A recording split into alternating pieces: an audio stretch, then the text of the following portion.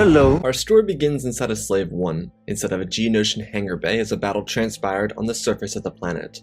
Jango Fett was dead. His son Boba was fearful for his life. Not that Dooku or the clones would kill him, but the Jedi might. He was 10 years old, having just watched his father lose his head, and the only thing he could think to do was run. But where? Boba knew of several bounty hunting dens in the galaxy. His father was one of the most renowned faces in the bounty hunting game. But even Boba was unsure about that. His father taught him many great things about survival, fighting for himself, and standing up to other bounty hunters. But he was 10, and without his father, he could very easily lose his life if he went into one of those rings. Jango had told Boba about the bounty hunters that would offer to watch over him and guide him if anything were to happen to Jango. But at the current moment, as a child who just watched his parent die, he couldn't really focus on the logical conversation he had with his father, maybe a year ago? There was a place that Bosk always went, and the Trandoshan promised his friend Jango that he'd keep an eye on Boba. The young clone didn't even consider it. All he wanted to do was go back home and pretend it was all a bad dream. Boba tried to gather his composure as he moved into the cockpit and steadied himself down. Kamino wasn't too far from here. He could surely get back, right? Boba hadn't ever flown by himself at this point, so he wasn't sure if he could do it or not. The boy was moments away from hyperventilating. His vision was blurry from the tears, and the reality of his father's fate was still setting in. Boba looked over to Jango's helmet and told himself he could do it. He was his father's son. He could do anything, just like Jango. He pushed the throttle in and moved the ship off the ground. He bounced off a wall and then another before slowly guiding out of the hangar bay. His eyes were focused on the viewport, and as he cleared the hangar, he could see Republic assault ships. LAATs were dropping down from them, and despite how aggressive and focused on the battle they were, it was almost serene and peaceful for him. Boba thought back to all of his times on Kamino. He always viewed himself as something more than the regular clone, mostly in part to how Jango told him how to think for himself. But his father was usually gone on long bounty hunting trips, so he was left to his own devices on Kamino. Taun We took care of him, but when she was busy, Boba was watching the clones do exercises in their training arenas or in the LAATs. The hum of the Republic gunship always felt like home to him. The smell of the fuel burning from the LAAT gunship was right where he wanted to be, because when his father was away, it was his means to comfort without having a sole parent around. When Boba came to, he was in hyperspace. Seeing the LAATs and the clone assault ships gave him some peace of mind as he dropped out over his homeworld of Kamino.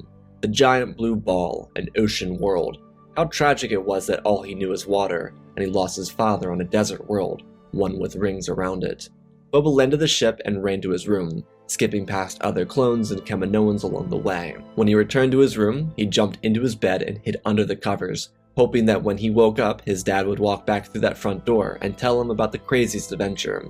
But somewhere in Boba's heart, he knew that would never happen again, and he knew that he would have to accept this reality, the one in which Jango was gone and the Jedi were responsible. When Boba woke up several hours later, the fears of his reality became inescapable. As he left his room, he was greeted by Taun We, and they spoke. She asked Boba to get out everything. Despite seeing the Jedi kill his father, there were other aspects that Boba had yet to consider. This conversation with Taun We helped him visualize other aspects of the trauma. She wasn't trying to convince him that the Jedi were right, but she was suggesting that perhaps Dooku's involvement with Jango led to the death of his father. Boba had seen Dooku motion his hands and garner reactions from his troopers and from other individuals. Was it possible that the blame wasn't just based on the Jedi? Boba didn't want to believe it. Taun We was expertly trying to move Boba's focus away from the event. The Jedi would be here soon, and Boba couldn't be running his mouth off about Dooku's involvement. But truthfully, Boba didn't know how involved Darth Tyrannus was, so the idea that Tyrannus hired his father didn't really faze him, nor was it something he even considered being an issue for the Jedi. From what Boba understood, his dad was hired by the Kaminoans for a Jedi war machine, and then years later, Dooku hired him to kill a senator. It didn't seem like anything out of the ordinary for the young Fett. Taun We got Boba back into the swing of a normal life, but there was one twist. She and Nala Se had spoken to each other about the children, and they were able to come up with an idea. If Boba was alone, then why make him remain that way? While he might not know it, he had a twin sister, technically twin. Omega was created at the same time by the Kaminoans. As scientists, it was only natural for them to want to test their abilities in the cloning field. Jango gave them the perfect opportunity to do so. They were able to create 2 clones that were completely identical to Jango, except the change of a couple chromosomes, XX and XY. Nala Se and Taun We both believed it would be beneficial for them to use both clones together, allow them to get familiarized, and keep them for potential future experiments. With Jango's confirmed death, these clones would be necessary for ensuring the Jango Fett genome didn't die out. They could take samples from either Boba or Omega to potentially elongate the strand for the Grand Army of the Republic. The meeting between brother and sister was as interesting as one might assume it was. Both Omega and Boba were a bit confused, and then they sat there and kinda just stared at each other, without much to say.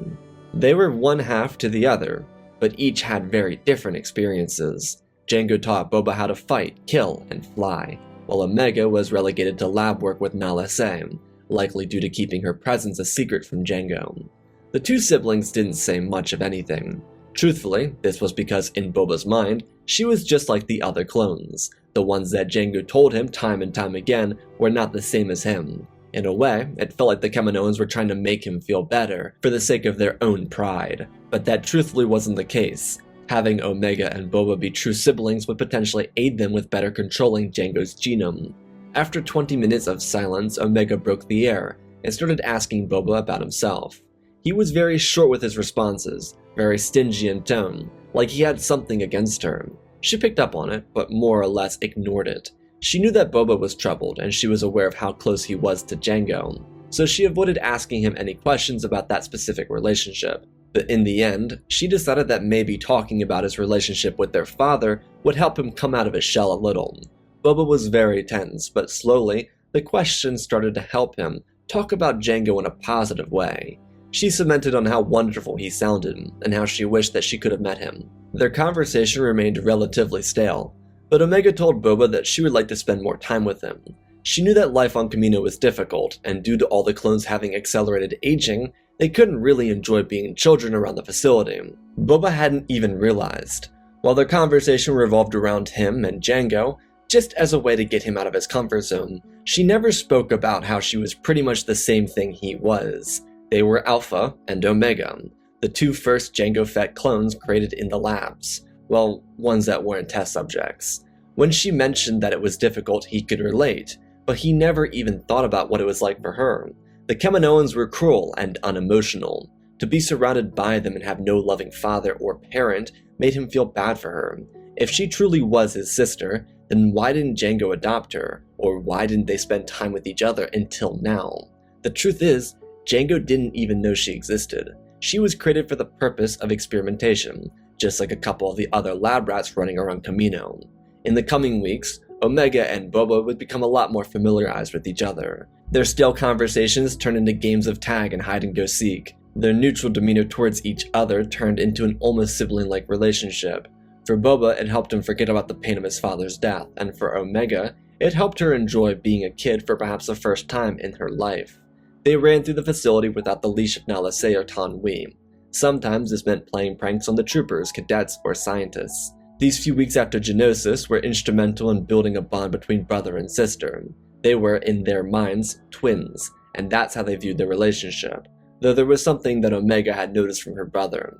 While they were getting closer and spending most of every day with each other, playing, learning, and having fun, there was a darkness about Boba. Of course, the loss of Jango would be difficult on any child, especially in such a manner that he died, but it wasn't just that. It was the hatred for the Jedi.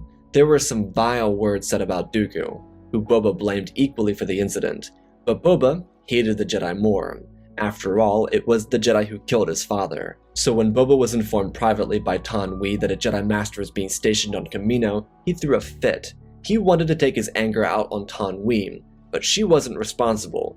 Even in his blind rage, he could at least reason with himself. It was something his father taught him. So Boba waited for the Jedi to arrive.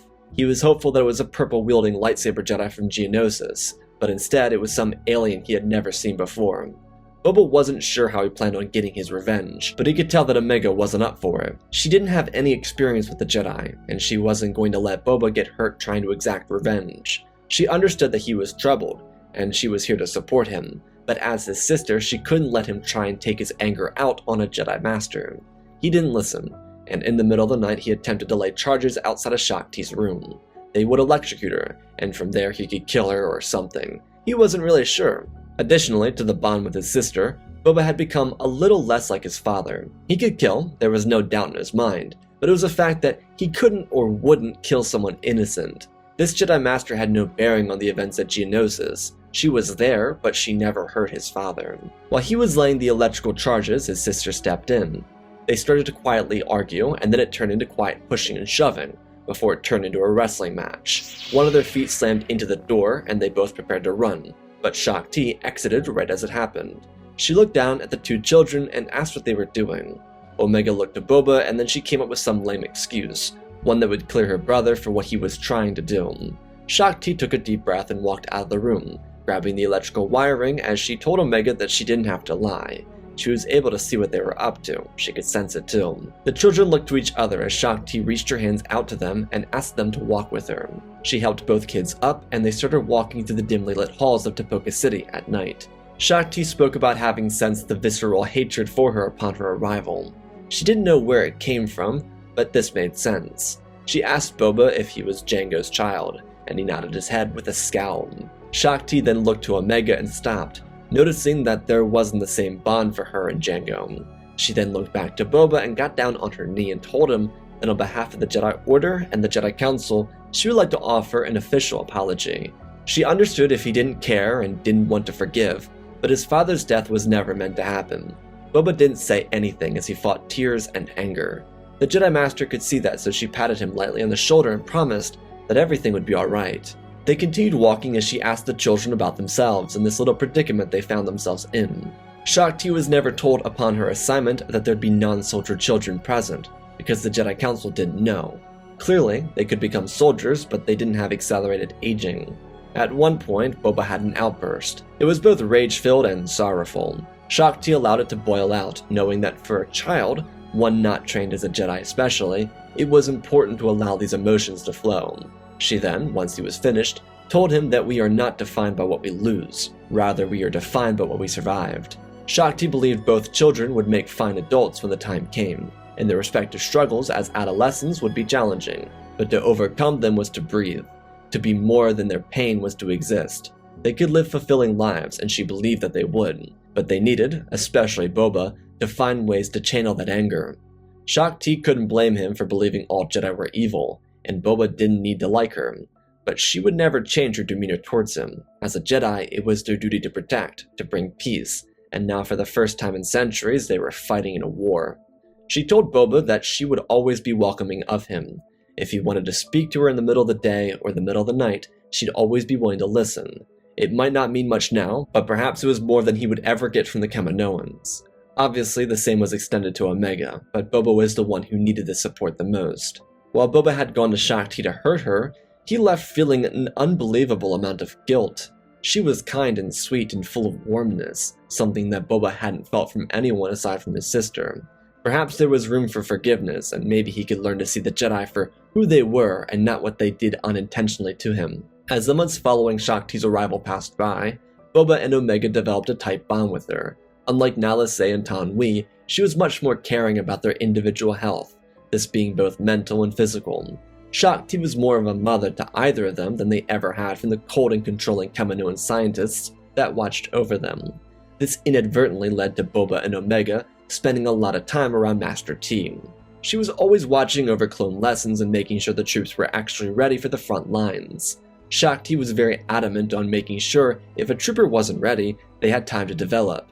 This did lead to Omega and Boba going into the training arenas when the troopers were done and playing with the weapons. Shaak Ti didn't encourage it, but she couldn't stop them. It would only make the children want to rebel more. While Boba still had his issues with the Jedi, he was eternally grateful for the bond he had with Shaak Ti, especially because, unlike what he thought a Jedi might do, she encouraged him to use blasters. Both Omega and Boba trained like the troopers did. This was because Shaak Ti understood it was in their blood. She could try and stop them, sure, but whether they liked it or not, they were both Fetts. They were destined to be like their father in one way or another, especially since all of their genes came from specifically Jango. Shaak Ti's acceptance of this allowed the children to really view her as a mother-like figure. She was the most maternal individual on Kamino, and Shaak Ti, aside from being followed around by them all day, would actually spend her free time with them. This did lead to Shaak Ti getting less rest on some days, but she understood how crucial it was for the twins. When the war found its way to Kamino, Omega and Boba would be kept safe with Shaak Ti in the command room. While they didn't see much of the action, it would ignite a flame for Boba, one that made him desire combat. However, Nala Se forbade such actions from Alpha. But when Boba brought his desires to Shaak Ti, she told him to give her 24 hours and she would have an answer. Omega tried to talk Boba out of it, but he thought that this is what he was made for. She just didn't want her brother to get hurt, but Boba told her that he wouldn't. He'd have all the clones with them. As an addition to Boba's change of heart towards the Jedi, it was Omega who helped him view the clones as more than just test tube creations. He saw and valued them as sentient beings. He never considered them his brothers, but he cared about their well-being. The following day, Shaak Ti and Boba would talk alone for about an hour. She would express her concerns, telling him that the battlefront wasn't where anyone his age should be. But at the same time, she could not restrict him from going, because it would be hypocritical to do so. One of Shaak Ti's major issues with the clone army was the fact that it was made up of 11, 10, and 9-year-old soldiers. They were all accelerated in age and more mature and obedient, but that didn't change their actual age. They were a child army. But it was because of that fact that Shaak Ti wouldn't hold Boba back. She told him that if he desperately wanted to go, she would assign him to a squad that would protect him. Boba was eternally grateful, and on instinct, without even thinking, he hugged her. It was a gut reaction, and neither he nor she knew how to react to it. It was just a moment where Boba showed his true thanks, but he didn't know why he did. It was very sweet, but he thanked her nonetheless, before going to tell his sister. She was a little disheartened, but it made sense. Shaak Ti didn't want him to get hurt, but knew that he would keep pressing if she said no.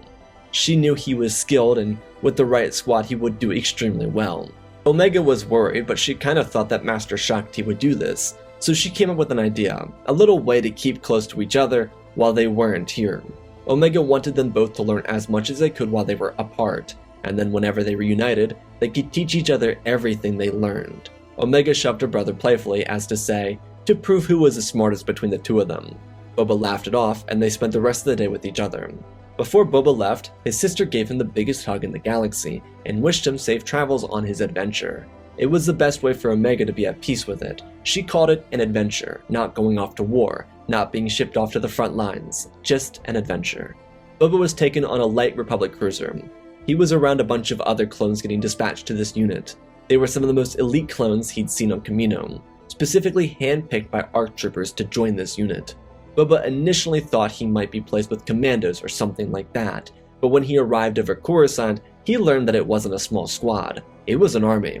The 501st Legion saw the worst of the war for sure, but Shaak Ti knew that Boba would be in good hands with Anakin, Ahsoka, Rex, Fives, and Echo. The biggest reason she picked the 501st was because Fives and Echo were the two troopers to handpick clones from Kamino to join the 501st. Shaak Ti informed Skywalker of Boba's assignment, and he was fine with it. As a way to see if Ahsoka was capable of eventually becoming a teacher, he assigned Boba to her, Karma. So for Boba, it was one Togruta to another. Probably another reason Shaak Ti assigned Boba to this unit. It would be familiar, safe, and strong in all the best ways that Boba needed. Shaak Ti didn't want Boba to face more trauma, but he wanted to be here, so she couldn't stop him. If she went out of the way to do so, he could find himself dug in on Felucia, Keda Nemoria, in one of those never-ending sieges that needed to replace half the division every couple of months. With Skywalker, Boba would see action, but he would also likely see victory and would survive. Ahsoka and Boba got along fine.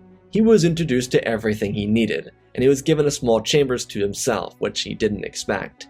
He was kind of elevated to a corporal, which didn't really mean much. He was technically second in command of a squad, but he had no official commanding rank. He was simply serving with them and informed to shadow behind Ahsoka, Fives, or Echo. Those were his new best friends, whether he liked it or not. Luckily for Boba, he had time to adjust to these changes. He got along with the clones and the Jedi for the most part, but how much he actually liked Anakin didn't shine until their first battle. Skywalker was unorthodox in a way that Boba had never seen. In a weird way, Boba feared it, because Anakin reminded him of Mace, but he also liked the high energy and radical approach to the fight, which then made him question, had the circumstances been different, would he have gotten along with Mace the same way? Boba, as Shaak Ti expected, saw the worst of the war. His first battle was terrifying. They had to land at a landing zone and they were smacked with bombardments from enemy mortars. The local population also served alongside the CIS, so not only were they fighting off droids, they were killing off civilian militia, or whatever they were. Boba showed his skills during the battle, which Anakin took note of, but he was genuinely concerned for Boba's well-being. While Ahsoka was getting closer to 16, Boba was only 12 or 13 years old, and war was a lot to inflict on him. But similarly to Shaak Ti, he couldn't really deny that all the clones were pretty much the same age, so he couldn't give Boba special treatment because he looked younger than all the other clones, which were technically younger than Boba. Anakin did make sure that Boba was given leaves of absence. Sometimes he'd have Ahsoka, Fives, or Echo bring him back to Kamino with them for a couple rotations. It would be through these slight side missions where Boba and Omega would reunite, and they were able to talk about the things they learned. Boba became quite the mechanic, being that he was always around Anakin or Ahsoka. Omega, on the other hand, became more familiar with the scientific methods used by the Kaminoans and the new battle droid variants. The Kaminoans were training their ranks with B2s, Commandos, and Magna Guards, as well as, of course, B1s and Droidekas. Omega spent time pulling them apart and figuring out what made them click, which she gave the info to Boba to help him in combat. This dynamic worked really good for the brother and sister union. While Omega never had any desire to go to the front lines, she kept learning any piece of information she could to make sure that Boba was safe whenever he was on the front lines. Also, not for nothing, Anakin made sure Boba was excluded from extremely deadly missions, like Umbara or their trip to the Citadel. This allowed Boba to get the full soldier experience while also stay safe from missions that required the elite legion of the clone army to do its duty. Boba's first truly devastating loss was Echo, when they went to the Citadel. He wanted to blame himself, even though he wasn't there, but it was Ahsoka who reminded him the cost of war. While she didn't agree with it, it was Anakin's lessons that she used to calm Boba's mind, and help him understand that there was nothing he should blame himself for. It was out of his control. What became odd for Anakin was his tight relationship with Boba. The two of them were very similar, and because Boba wasn't a normal soldier, he stayed close to Anakin and Ahsoka most of the time. This is where he learned most of his mechanical skills and understandings. Sometimes Anakin would show Boba how to do work on clone vessels or Jedi starfighters. It would be here where he and Anakin developed an almost father-son-like relationship. While Ahsoka was like Anakin's little sister, it was Boba who became almost like a son to him. The clones typically were much more knowledgeable, plus they looked and acted like they were Anakin's age, whereas Boba was entirely his own age. This relationship really filled holes in Boba's heart. Boba's relationship was extremely strong with Shaak Ti, but he hadn't found someone to fill in where his father no longer stood, and Anakin developed into that.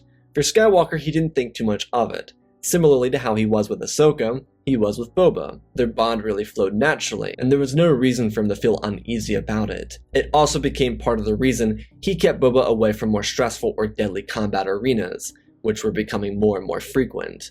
Though an unexpected twist would occur while Boba was on Coruscant. His friend Ahsoka, who similar to Anakin had filled in a familial role in his life, was forced in the Jedi Order. Boba's little family away from Kamino felt like it was falling apart. Ahsoka was like his big sister, and it brought Boba all the way back to his thoughts after Geonosis.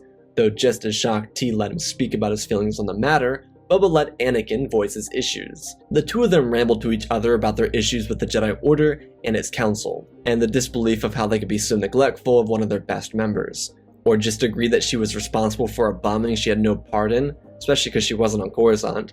The fact that they were able to shred the Jedi Order through a healthy rant helped the two of them the most. Anakin did lean more against the Jedi Order because of this, but getting his frustration out in a healthy manner did a lot more for him than not. The best part for the two of them was the fact that they were rebuilding a broken ARC 170 while they did this. Sure, the clone mechanics could have done it, but Boba suggested they do it together so they could take their mind off the result of the trial and Ahsoka's decision. It inevitably was what helped them out the most. There would be more conflict before Boba was sent back to Kamino. He would tell Omega about the experiences he had, which she did feel bad for the Ahsoka trial, but she had information that she believed he would find interesting. Omega didn't want to tell Shaak Ti until he came back home, but she learned that every clone trooper had inhibitor chips inside their heads. He asked if they did too, and she shook her head. They were completely unaltered clones, per Jango's request. Though she was worried, if the Kaminoans put chips into every clone's head, then they could control the Grand Army with a flip of a switch. Boba agreed. That was very bad. But what could they do? Sure, they could tell Shaak Ti, but would she handle it right? Not that they didn't trust her, but the truth is, Boba and Omega knew how stingy the Kaminoans could be, especially to outsiders. They already kept secrets from the Jedi, so why not do their own investigation? Omega was really hopeful that her brother agreed to this. She missed him dearly and desperately wanted to spend more time with him. This could be a good way to do it. Boba kind of got the sense that she felt this way, so he agreed, telling his sister that they would start tonight. Their quiet investigation had them following around Kaminoans, sneaking in the labs and invading Lama Su's office, but they found nothing, so they decided to try again in the morning. Their attempts were proving to be relatively futile. It was almost impossible to get a hint of truth, but it went to show why the Kaminoans could hide everything from the Jedi Order. 3 days after their investigation had started, they still hadn't found anything, causing them to start losing a bit of hope, though Omega had an idea. She was able to grab some of Nalase's data chips before they left last night. The two clones used these codes to pull together information left in Lama Su's hard drive, including transmissions to Sereno and personal notes in Lama Su's handwriting confirming that the individual they were talking to was Dooku. The two didn't know what they should do, but they decided that telling Shaak Ti would be the best course of action. She reacted immediately by informing the Council of this development. With the information that Boba and Omega had, they were able to confirm that Dooku was involved in some form of the creation of the clone army, which encouraged action from the Council to trace the recording and find Dooku himself. While Omega and Boba wouldn't be involved, the Council would come across Dooku and Grievous in a manner of which they were unprepared for, causing the death of both Separatist leaders. To the Sith Lord, this was troubling, but he had Nute Gunray, who was moved to fill the role of Separatist leader. Nute could be controlled. He was a frightened individual, so he'd bend at the knee to keep any power he could, which made him the perfect rabid Gur. Though Sidious was fuming, he was able to trace this event back to the Jedi learning of everything on Kamino, thanks to the Council blatantly telling him that Dooku had been in contact with the Kaminoans. The Council, while keeping information from Palpatine, revealed it to him once they killed Dooku and Grievous, so it wasn't like they told him and then made their move. They waited until they thought they had control over the situation.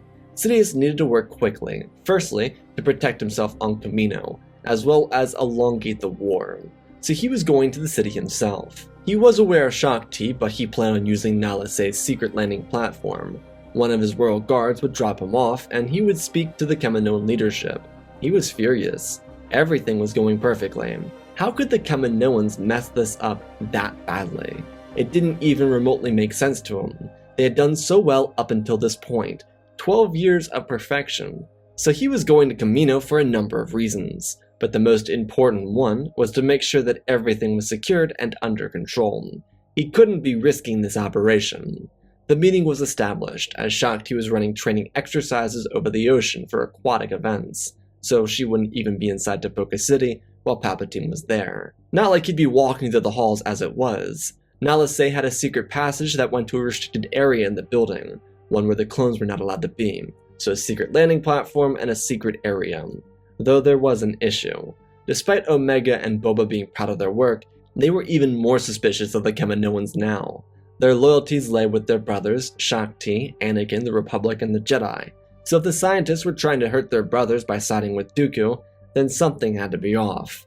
A lot of this resentment came from Boba, because he still halfway attributed the death of his father to Dooku. But there was a slight twist. Omega overheard Nalase talking about a meeting with another ally later in the evening.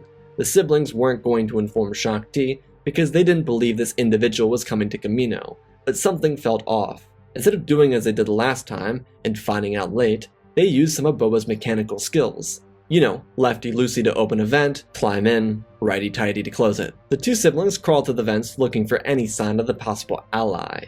They eventually got over to a crowded room. It was full of Kaminoan elders, scientists, and workers. Lama Su, Tanwi, and Nalase were all present. Omega and Boba looked at the Kaminoans as they waited impatiently. There was a circle on the floor. Omega had seen it enough times as she traveled through the tube with Nalase before she was introduced to Boba. Omega looked to Boba with a worried look on her face. There was a weird vibe about all of this. A quiet beeping sounded off as the floor hissed, slowly opening up and revealing a pod, and out from it walked a shadowy creature. Sidious spoke quietly, but his voice was direct. He wouldn't come out to Kamino if he didn't have a good reason to do so. Sidious was here to make sure the Kaminoans kept a tight leash on themselves. While Sidious could very easily maintain this call from over a hologram, he wanted to make a show of force. From his left, one of the Kaminoans were lifted from their feet as he choked them. Sidious spoke methodically, telling them that they were supposed to deliver plans for more executive orders, but if they slipped and let everything loose, then his plans could fall through. Palpatine explained that whichever order turned the clones against the Jedi needed to remain within the confines of this room. He didn't know Order 66 by name yet. He still didn't have the political leverage he needed to use it, so he informed them that to win this war, they needed to be with him. He needed the leverage to win. He snapped his finger and the Kamino he was choking died on the floor next to him, as another one was lifted up at the same time. He dropped from his sleeve a red lightsaber and ignited it, telling the Kaminoans that if they messed this up again, he'd make sure that it was the last thing they would ever do. He stepped forward and dragged the lightsaber across the floor, as he snapped the neck of another Kaminoan. His blade raised and he told Lama Su that this was his final opportunity to save his people. This would be very beneficial for the two of them. They get infinite credits, he gets infinite power. Win-win.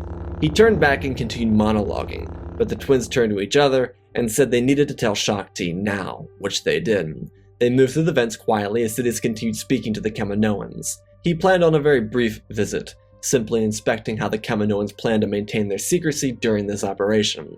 Shaak Ti, as she did before, informed the council of this development. All she knew was there was a hooded man choking Kaminoans and threatening them with a red lightsaber. To Shaak Ti, this was reason enough to believe it was a Sith Lord. She had a gunship drop her off at Tapoka City, as the light cruiser moved over to bomb the secret landing platform that Omega told her about. Omega and Boba moved out of the vents as Shaak Ti ran to the position and made sure they were alright. Her first care was to make sure they stayed safe. She was going to go in and stop that Sith, telling them that she informed some other Jedi in the vicinity of Kamino.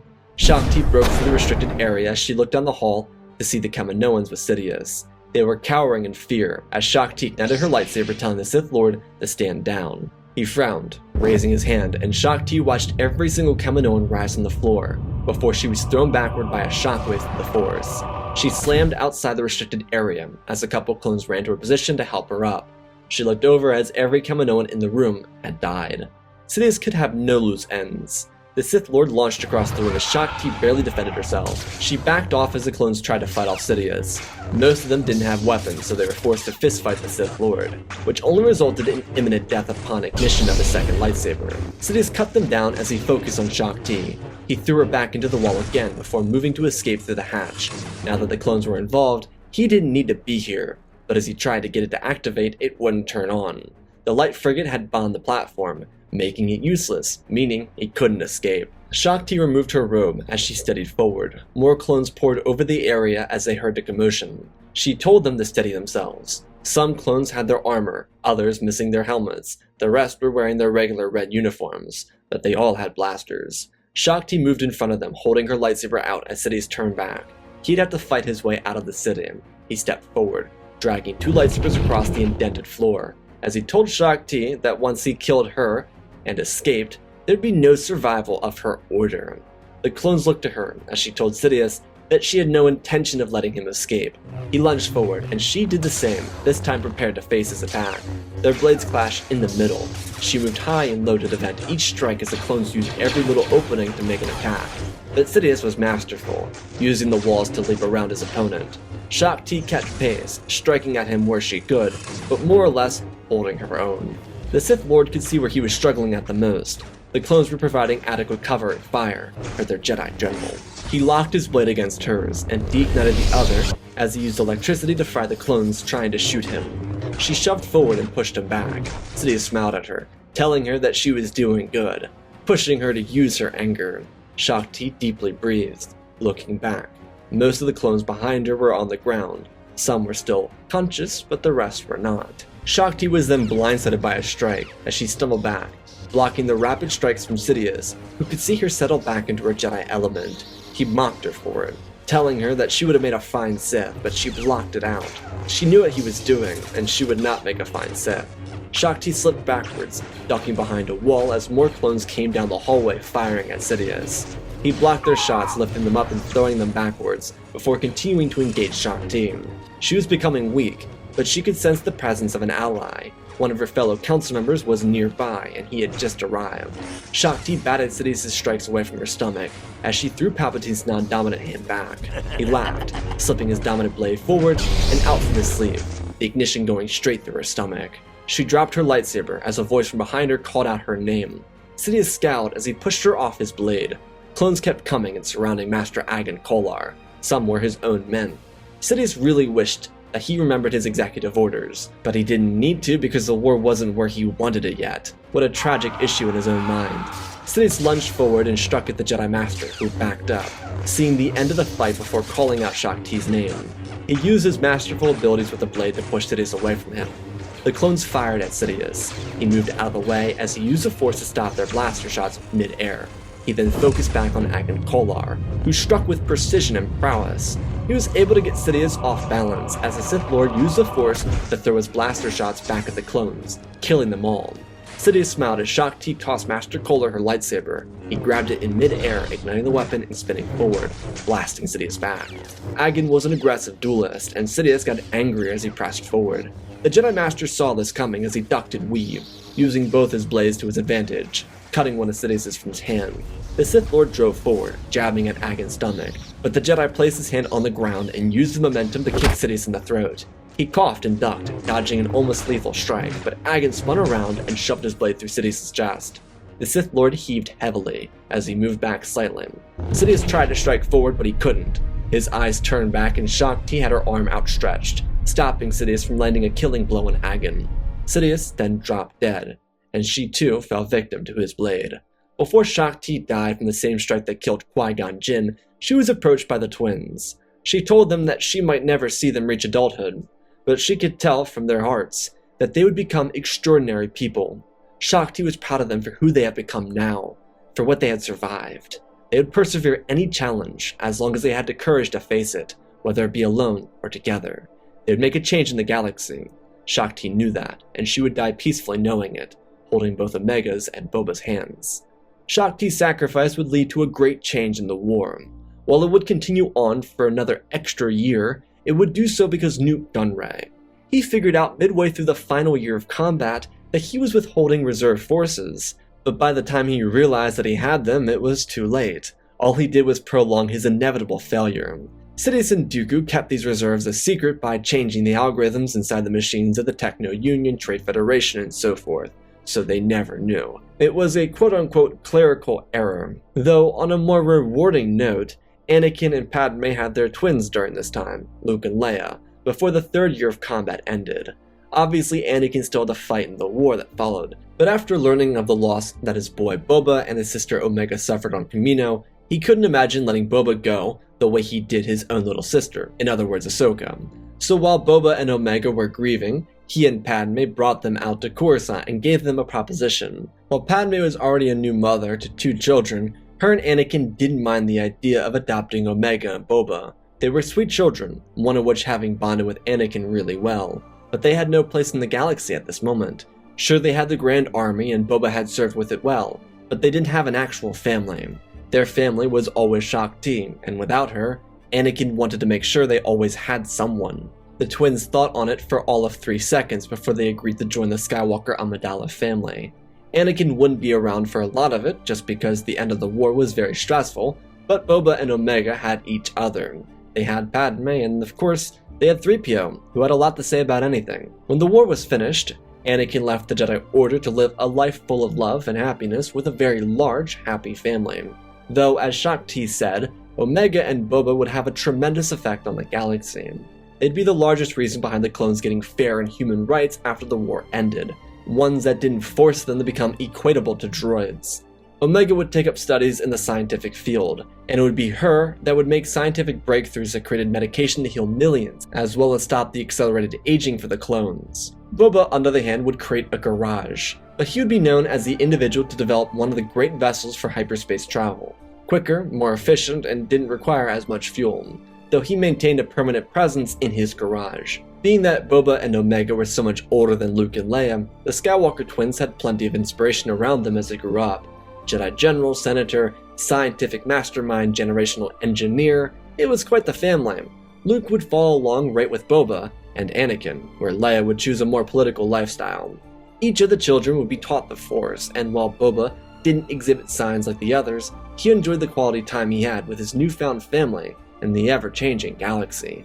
And that, my friends, is our wholesome PP story. Again, special thanks to all of our patrons: Benjamin Wells, Ozpin, Angel Dust, Alexandra Reese, The Beginning and End, Django Fett Clone, Nick5098, INTJ Recluse, Ben Ingram, The Big Red Pure Mark, Diamond Constant, Darth Nemesis, Lord Tibbs, CC2024, Galactic Gaming, Tristan Mandalore, Sir William 1767, Darth Revan, Granity Bane, Laliant, Sky Guy, Penguin, Cullen Rooney, Shark Midori, RJ38, Nick, Michael Erlanger, The Last Jedi, Apollo, Weewa670, Annika Stank Runner, CT7567, Toaster Oven, Oz of Oz, Darth Knox, The Eternal Padawan, Joshua Tam, John Nguyen, Sansa Skeleton, Jedi Sloth, Mr. Yeet Gamer, Lord Cali, Galaxy 66, Mammoth Studios, Anakin003, Lord Draken, Photos Legacy Star Wars, Airbus, Rex the Wolf, The Man with 3 First Names, Dark Saint 46, Baron Joshua, and Lord Deadwing. For supporting the channel, smash that like button, support my otherwise, check out the Patreon. Cool things on there like early access to videos for Master of the Tier and up. Otherwise, let's talk about this story. So I wanted this one to really focus on the relationships of Boba with other clones, and I know a lot of it focuses on his relationship with Omega, but I think that's like the only way you could actually get Boba to care about the clones. He did not really care about them, he didn't consider them his brothers, and so you kind of still see that throughout the video, but I wanted the emphasis on him changing his ways, coming from Omega, who is also a clone, which he would technically consider a lesser being than him. And so all this radical change that comes from him comes from his relationship with Omega. And this really all goes into the theme of what Star Wars is, which is found families. And so that was kind of the fun part at the end, which is a lot more rewarding than ending on Shaak Ti's death, which just broke my heart. So anyways, I hope you all enjoyed. I love you all, spread the love, and always remember, my friends, may the Force be with you.